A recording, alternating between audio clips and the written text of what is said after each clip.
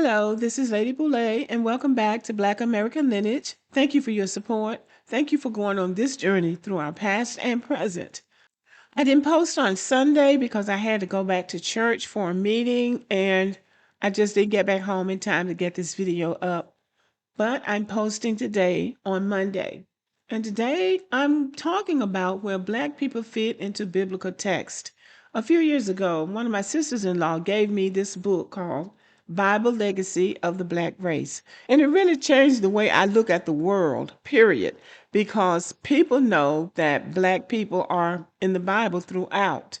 But the system that we live in tells us that we really haven't made a contribution to world civilization. And so that is why Carter G. Woodson, a Black American descendant of slavery, realized the importance of having a recognition of the contributions and achievements of Black Americans, because the narrative had always been that Black people had made no contribution to world civilization.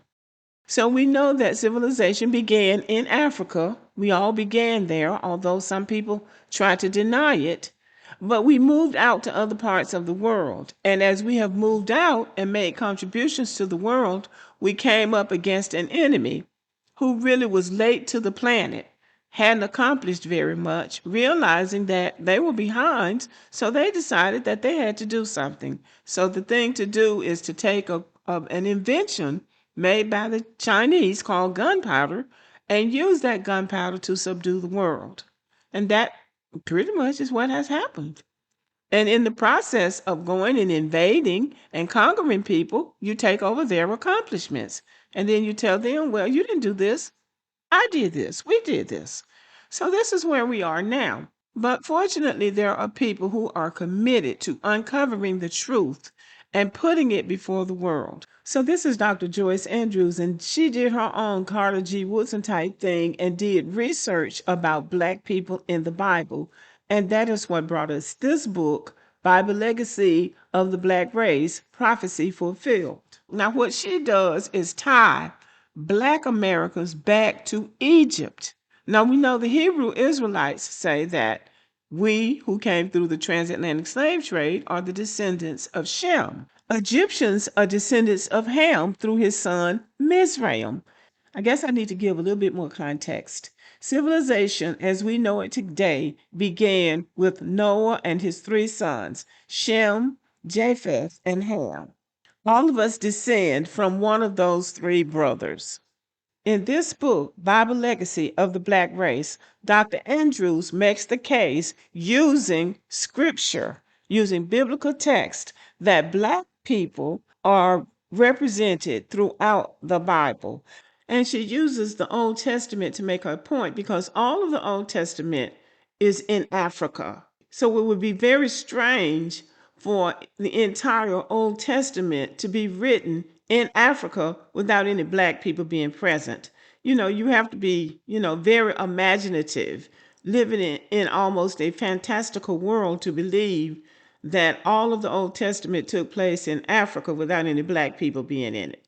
So I'm going to give an overview of what she says about Black people in the Bible. So Noah and his three sons and their families survived the great flood. Noah's three sons, Shem, Japheth, and Ham, are the fathers of the world as we know it. Ham is the problematic one in this when it comes to Black people being written out of the Bible, because Ham was designated the father of the Black race of Africa and parts of the Middle East and that part of the world. Japheth, the father of the Europeans, the white people, and then Shem, which has always been murky about Shem, because Shem is supposed to be the father of the Israelites. Western civilization rewrites the scripture, so I'm not sure who else is supposed to be the descendants of Shem, but we know that the people that we call the Jewish people were supposed to be descendants of Shem, but there is debate about that. But the reason Black people were written out of the Bible is because all three of Noah's sons were Black. They all started out Black. And then as they fanned over the world, changes took place. And I don't want to go into that here. But Ham has always been designated the father of the Black race. Now, the problem with that is that Ham had the 4 sons: Cush, Mizraim, Put, and Canaan. The way they designed it today is that Put is the father of northern Africans, like the Libyans and Moroccans and those people, and Canaan is supposedly the father of the Israelites and the Arabs. Okay, that's how they've got it set up. And it's debatable, but that's how they've got it set up. Which means that all these people are supposed to be black because Ham is the father of the black people.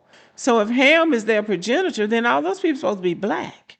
The Cushites are the people from Sudan all the way down, Ethiopians, and apparently the rest of Africa. They're all Cushites, or they're all one of Ham's sons. Let's put it that way. Mizraim is the father of the Egyptians. Ham is the father of Mizraim. So if Ham is black, Mizraim is black, the Egyptians are what? They're black. So now, when the Europeans went into Africa and saw the glory of Egypt, they like, black people can't get credit for this, because now the quest for Africa had begun, enslaving and colonizing Africa, the richest of all of the continents. So they started writing black people out. But when you study the scriptures and you begin with the 3 sons of Noah, then everything gets revealed. So some of the chapters, especially in the Old Testament, begin with who begot whom. That is to keep the lineages straight. When you come back to a lot of those tribes in the Bible, they bring them all the way back to Ham, and that makes them black people. This is why it is important for us to study the scriptures, because when we were enslaved, the Bible was very important and it was used to enslave our family members. But now that we are, reading and learning the Bible for ourselves, now all of a sudden people start discrediting the Bible and says it's just a bunch of fairy tales. But it wasn't a bunch of fairy tales when they were reading it to the enslaved people and telling them that God wanted them to be slaves.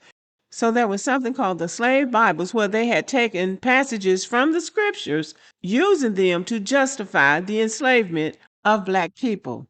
So back to this book. In her book, Dr. Andrews argues that biblical prophecy anticipated the endurance and struggles of the black race, framing them as part of a divine plan. Now, we know that in the Bible, God's people went into captivity a number of times. And the main reason for the captivity was disobedience, because there are evil forces in the world. And in order for you to be protected by the power of the living God, you have to be obedient. That's the takeaway. You will struggle, but you struggle with God being with you. If you are not a believer, it's hard for you to connect with something like this. But if you are a believer, you understand that He will not leave you or forsake you. This book, The Bible Legacy of the Black Race, is about affirming dignity, identity, and belonging. These interpretations challenge narratives of exclusion and highlight the richness of Black contributions to biblical text. Now, this is the book. I have bought this book several times and given it to friends. And when I first started buying this book cost $6.97. Now, I bought one recently and it costs $40. There's one on sale at Amazon now. I think it's $297.30, and it has been higher than that. And for people who don't believe in the Bible and don't believe in biblical text, this book almost parallels Chancellor Williams' book, The Destruction of Black Civilization. He studied Africa from the east all the way through. And I'm paraphrasing it. He said what happened to Africa was almost like a divine plan. He studied it from a historical standpoint and an anthropological standpoint. Dr. Andrews studies it from the biblical standpoint, but they both came to the same conclusion, that the destruction of Africa was almost done by a divine plan. So I would encourage you, if you're interested, to read both of these books, The Bible Legacy of the Black Race and the destruction of Black civilization, because it gives us a very good idea about what has happened in the world, not just to us, but to Africa in general and African descended people. Okay, thank you for listening. Let me know what you think about the video and have a good day.